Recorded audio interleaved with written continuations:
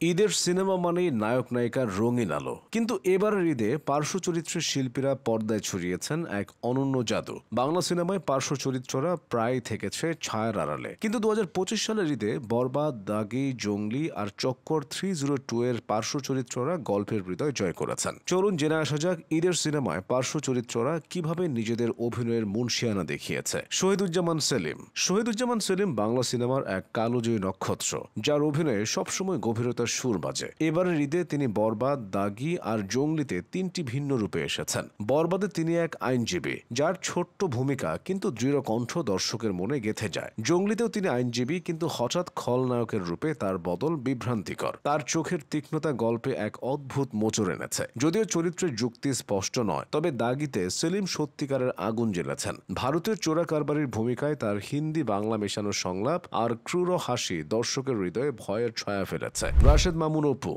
মামুন অপু সাম্প্রতিক বাংলা সিনেমার নতুন খলনায়ক, কিন্তু তার আগের চরিত্রগুলো কখনো কখনো ক্লিশে মনে হয়েছে। এবারের ঈদে দাগি আর জঙ্গলিতে তিনি যেন নতুন আগুন জ্বেলেছেন। দাগিতে তার খল চরিত্র দর্শকের মনে ভয়ের বীজ বুনেছে। তার ক্রূর হাসি আর চোখের চোরা চাহনি যেন গল্পে অন্ধকারের ছায়া ফেলে। নির্মাতা তাকে এমনভাবে ব্যবহার করেছেন যেন তিনি গল্পের এক অপরিহার্য অংশ। জঙ্গলিতে তার ভাইরাল সাংবাদিকের ছোট চরিত্রে আছে হাস্যরসের ছোঁয়া, যা দর্শকের মুখে হালকা হাসি ফোটায়।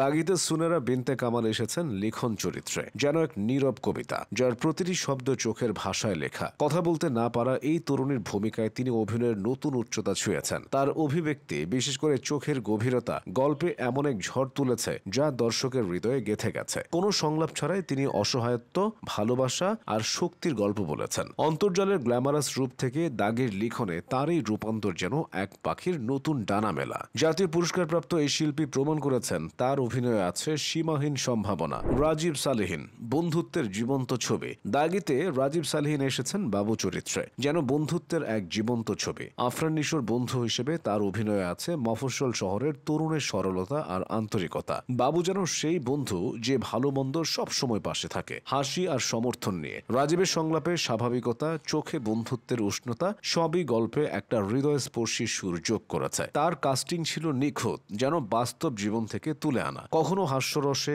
কখনো গভীর মুহূর্তে তিনি দর্শকের মন জয় করেছেন।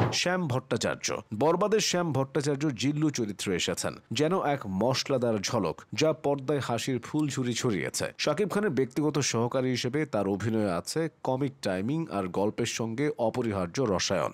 জিল্লু মালদে এই সংলাপটি সামাজিক মাধ্যমে ভাইরাল হয়ে তার জনপ্রিয়তার প্রমাণ দিয়েছে। তার হাসি, শাকিবের সঙ্গে পর্দার জুটি আর ছোট ছোট অঙ্গভঙ্গি গল্পে হালকা মজার সুর এনেছে। সুমন আনোয়ার চক্কর 302 এ সুমন আনোয়ার গন্ডার বাবু চরিত্রে এসেছেন, যেন এক ঠান্ডা মাথার খলনায়ক, যার প্রতিটি পদক্ষেপে উত্তেজনা। তার অভিনয়ে আছে একটা নিয়ন্ত্রিত শক্তি যা দর্শককে চমকে দেয়। সংলাপের সংযম আর চোখের তীক্ষ্ণতা তার চরিত্রকে ভয়ঙ্কর করে তুলেছে। মোশাররফ করিমের সঙ্গে লঞ্চের দৃশ্যে তার টক্কর যেন গল্পের আগুন জ্বালিয়েছে। সুমনের এই অভিনয় ক্লিশে খল চরিত্রের বাইরে গিয়ে এক নতুন মাত্রা যোগ করেছে। তার পরিমিত অভিনয় আর দৃশ্যের নিয়ন্ত্রণ চক্করকে আরো জমজমাট করেছে। সুমনের এই পারফরমেন্স তার ক্যারিয়ারে এক উজ্জ্বল পালক।